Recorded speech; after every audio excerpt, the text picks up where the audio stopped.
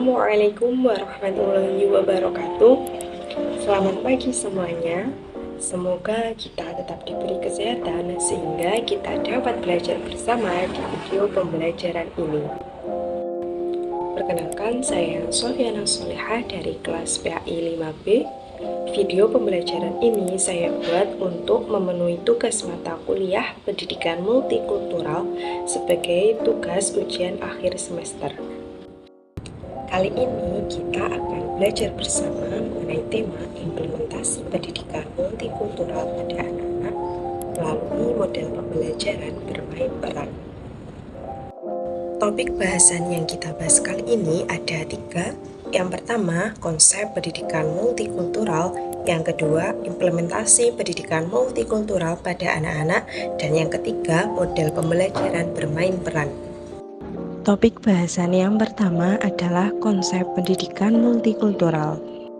Pendidikan multikultural adalah konsep atau ide sebagai rangkaian kepercayaan dan penjelasan yang mengakui dan menilai pentingnya keragaman budaya dan etnis dalam membentuk gaya hidup, pengalaman sosial, identitas pribadi, dan kesempatan pendidikan baik dari individu, kelompok, ataupun negara.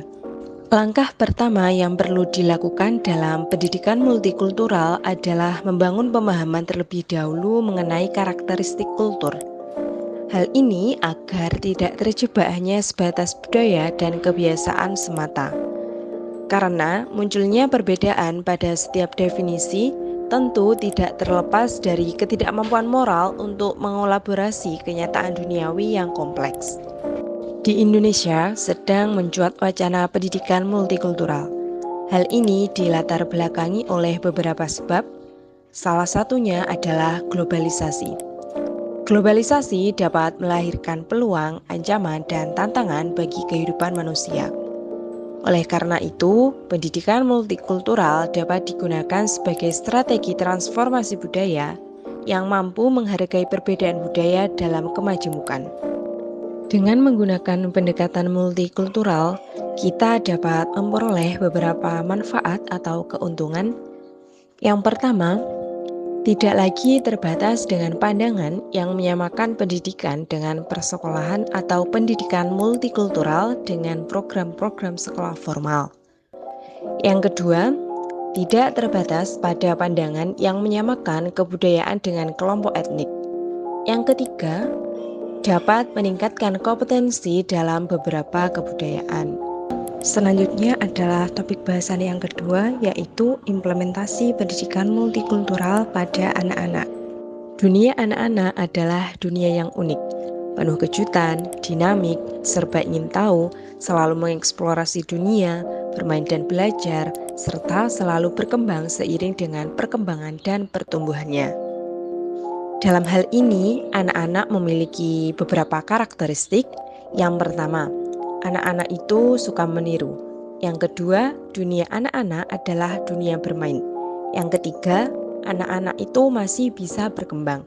Dan yang keempat, anak-anak memiliki sifat yang kreatif. Dalam dunia bermain yang sesuai dengan kemampuan anak adalah yang pertama, bermain eksploratoris. Yang kedua, bermain energetik. Yang ketiga, bermain keterampilan. Dan yang keempat, ada bermain sosial. Bermain eksploratoris merupakan cara untuk mendorong anak untuk bermain eksplorasi dengan menunjukkan pada anak bahwa dunia ini sangat berharga untuk dieksplorasi. Bermain energetik merupakan permainan yang melibatkan energi yang sangat banyak seperti memanjat, melompat, dan bermain bola. Permainan ini membantu anak untuk menjadi penjelajah yang aktif dalam lingkungannya, membantu anak untuk mengendalikan tubuhnya, dan membantu anak untuk mengkoordinasikan setiap bagian tubuhnya. Bermain keterampilan. Bermain keterampilan ini sangat penting dilakukan untuk membantu anak menjadi pembangun, sehingga dapat mengurangi anak keputusasaan, dapat mengarahkan pada kemandirian, meningkatkan rasa kepercayaan diri, dan belajar melalui memegang langsung bahan-bahan yang ditunjukkan. Adapun bermain sosial adalah sebagai sarana bagi anak untuk belajar dari orang lain, mengembangkan anak untuk berkomunikasi, membuat anak lebih mampu dalam bersosialisasi, dan dapat membantu anak untuk mengembangkan persahabatan pada orang lain. Menurut Yaya Suryana, implementasi pendidikan multikultural pada anak-anak dapat dilakukan dengan berbagai cara. Yang pertama, memperkenalkan beragam bentuk rumah dan baju adat dari etnis yang berbeda-beda. Yang kedua, mengajak peserta didik atau anak-anak untuk mencicipi makanan yang berbeda dari berbagai daerah secara bergantian.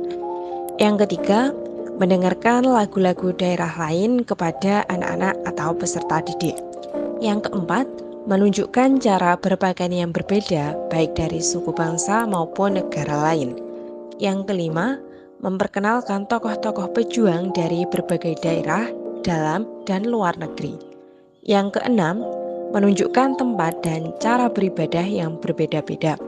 Yang ketujuh, meminta anak-anak atau peserta didik yang berbeda etnis untuk menceritakan tentang upacara perkawinan yang berbeda di keluarga luasnya. Yang kedelapan, memperkenalkan beberapa kosakata penting yang berasal dari suku bangsa atau negara. Misalnya, matur nuwun berasal dari Jawa, thank you dari bahasa Inggris, kamsia dari Cina, dan sebagainya. Yang kesembilan, memperkenalkan panggilan untuk laki-laki dan perempuan.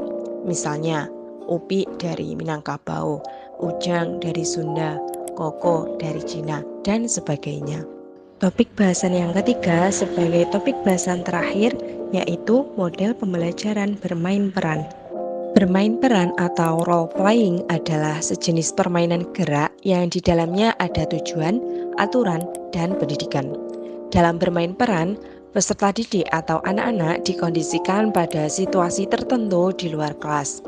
Selain itu, bermain peran juga seringkali dimaksudkan sebagai suatu bentuk aktivitas di mana peserta didik atau anak-anak membayangkan dirinya seolah-olah berada di luar kelas dan memainkan peran orang lain. Metode role playing atau bermain peran adalah cara penguasaan bahan-bahan pelajaran melalui pengembangan imajinasi dan penghayatan siswa atau anak-anak. Pengembangan imajinasi dan penghayatan ini dilakukan dengan memerankan sebagai tokoh hidup atau benda mati. Permainan ini pada umumnya dilakukan lebih dari satu orang, namun juga tergantung dari apa yang diperankan. Ketika kita menggunakan metode bermain peran, kita dapat memperoleh beberapa manfaat. Yang pertama, dapat memberikan kesan pembelajaran yang kuat dan tahan lama dalam ingatan peserta didik atau anak-anak. Yang kedua, bisa menjadi pengalaman belajar yang menyenangkan sehingga sulit untuk dilupakan oleh anak-anak. Yang ketiga, membuat suasana kelas menjadi lebih dinamis dan antusias. Yang keempat, membangkitkan gairah dan semangat optimisme dalam diri peserta didik atau anak-anak sehingga dapat menumbuhkan rasa kebersamaan. Yang kelima, memungkinkan peserta didik atau anak-anak untuk terjun langsung dalam memerankan sesuatu yang akan dibahas dalam proses pembelajaran. Berikut ini adalah cara menerapkan pendidikan multikultural melalui metode bermain peran. Yang pertama, guru menyusun atau menyiapkan skenario yang akan ditampilkan. Yang kedua, guru menunjuk beberapa siswa untuk mempelajari skenario dalam waktu beberapa hari sebelum pelaksanaan kegiatan belajar mengajar. Yang ketiga, guru membentuk kelompok siswa yang masing-masing beranggotakan 4 atau 5 orang. Yang keempat, guru memberikan penjelasan tentang kompetensi yang ingin dicapai. Yang kelima, guru memanggil para siswa yang sudah ditunjuk untuk melaksanakan skenario yang sudah dipersiapkan. Yang keenam, masing-masing siswa berada di kelompoknya sambil mengamati skenario yang sedang diperagakan. Yang ketujuh, setelah selesai ditampilkan, masing-masing siswa diberikan lembar kerja untuk membahas atau memberikan penilaian masing-masing kelompok. Yang kedelapan, masing-masing kelompok dapat menyampaikan hasil kesimpulan yang dibuat. Dan yang kesembilan, guru memberikan kesimpulan secara umum kepada para siswa. Itu tadi penjelasan yang dapat saya sampaikan pada tema kali ini. Semoga bermanfaat untuk kita semua. Terima kasih. Wassalamualaikum warahmatullahi wabarakatuh. warahmatullahi wabarakatuh.